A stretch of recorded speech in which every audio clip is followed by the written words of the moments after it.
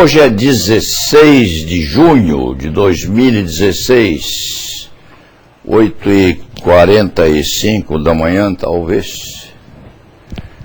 O dia continua frio em São Paulo, mas menos. Sabe-se isso compulsando o jornal que chega álgido da madrugada. Um pouco mais tépido, com o sol que começa a sair. Melhor notícia do jornal O Estado de São Paulo de hoje.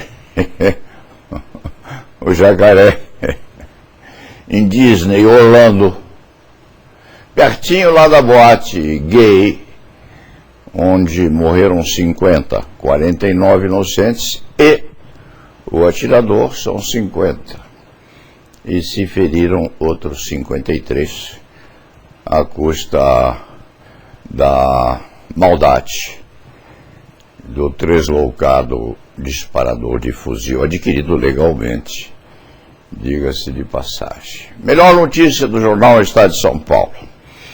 O jacaré em Orlando, no relvado onde brincava uma criança de 2 anos, à vista dos pais, relaxados na grama,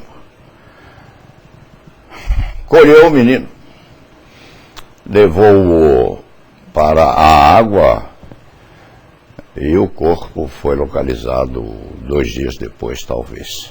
Mãe e pai tentaram salvar o garoto, não conseguiram, feriram-se e finalmente o desenlace, o entorno, a descoberta se deu hoje. Paralelamente, outra notícia boa no jornal: desabou um templo aqui nas proximidades. Um templo religioso, católico, anglicano ou protestante, não importa. Deus estava por lá. O templo desabou, 15 fiéis se encontravam lá dentro. 2 pessoas soterradas, salvaram-se a suspeita de haver uma terceira. Notícia melhor, notícia melhor. Notícia melhor, um último delator, ou quiçá penúltimo, se compromete a devolver 72 milhões que teriam sido desviados ou subtraídos, e delata que uma parte pequena daquele dinheiro teria ido para um ex-candidato a um cargo público aqui em São Paulo, 1,5 milhão talvez, intermediado isto pelo presidente interino da República, que nega veementemente. Outra notícia que surge malemolente: encontra-se em fase final o processo de delação de Marcelo Odebrecht. O rapaz é valente e corajoso. Aguentou preso 1 ano. Isso tem ligação com um aspecto da filosofia. Este escriba estudou filosofia do direito há 60 e poucos anos, quando era quase adolescente, passando ao começo da maturidade. Lembra-se de Bentham, os aspectos ético-filosóficos das condutas humanas: o prazer e a dor. O prazer e a dor são os 2 pressupostos que inauguram a discussão filosófica sobre ética e moral, independentemente de outras múltiplas ramificações da disputa sobre o que é ético e o que é moral. Hoje de madrugada, há um programa de televisão, Philos, quiçá, e um professor de filosofia inglês falando perante centenas de adolescentes a questão proposta. 4 náufragos morrendo à fome. Um deles é o menos favorecido externamente pela sorte. Um rapaz de 17 anos, sem família, sem projetos de vida, sem adminículos a que se mantivesse produtivo lá fora. Propõe-se primeiro um sorteio. O sorteio é recusado. No fim, olhos coruscantes fixam o garoto, é ele. Ele há de morrer para nos salvar. Um canivete na jugular. O menino morre. Os náufragos sobrevivem mais alguns dias à custa daquilo servindo às vezes até de café da manhã. São salvos, sim, e julgados, porque o menino foi assassinado. Estado de necessidade, diriam alguns. Juristas afirmam que não, porque o estado de necessidade aí se aplicou a um só dos náufragos, porque a escolha só dele. Aspectos éticos: deveriam todos morrer para não devorarem 3 aquele que seria o mais fraco. É uma dúvida cruel, atroz. Formulou-se indagação idêntica ao tempo da ditadura. Sabe-se que uma bomba vai explodir numa determinada igreja, mas não se sabe qual é a nave.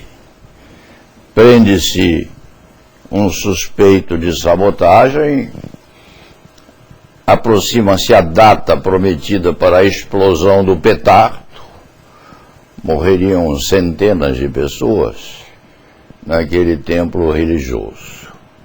Decide-se então torturar o preso, o suspeito, para que ele diga quem ou onde se encontra a bomba, quem a pôs e quando vai explodir. Evidentemente a tortura seria ilegal, ilícita, mas o bem da coletividade prefere a menor dose de prazer daquele que seria torturado.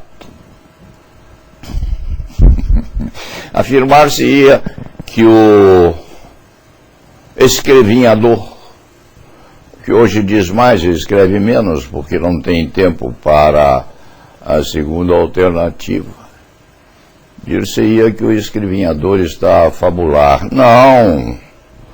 Não, porque isso tem alguma relação com a chamada delação premiada ou colaboração condicionada.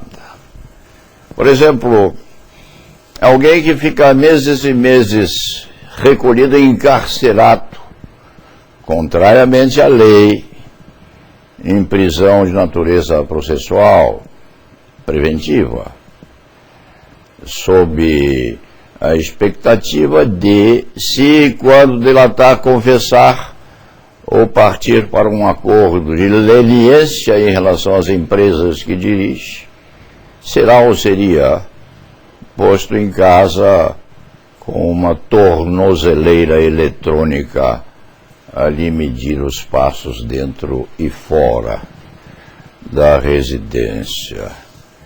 Eis aí a questão. O comportamento daqueles que prendem além do prazo previsto em lei, muitas vezes além do prazo previsto em lei, é ilegal, é imoral, não é ético. Mas, frente às circunstâncias, ou seja, ao benefício à coletividade, ou a melhoria das relações de honestidade frente à pátria, tal excrescência é praticada, embora os partícipes ou artífices se ponham de nariz torcido, e alguns, inclusive, sofram as agruras da ilicitude praticada, com aquele sacerdote naquele filme O Nome da Rosa, não, aquele filme que se passa no Louvre, em que o sacerdote franciscano, dominicano, coisa análoga, se põe de joelhos frente à imagem de Cristo e pratica o auto-açoite, ou seja, se fere, se machuca nas costas, em sinal de penitência. Isso pode acontecer, aliás. Mas, tem-se aí, então, começando no jacaré, que devorou a criança lá em Orlando, pertinho da boate gay, tem-se o problema ético fundamental. A dor, o prazer, a licitude de conduta, a ilicitude prévia da conduta em benefício da coletividade maior. Tudo isso firmado no pressuposto de uma escola filosófica que se diria utilitarista. Fica a indagação básica, o pressuposto íntimo daqueles que fazem, deixam de fazer ou permitem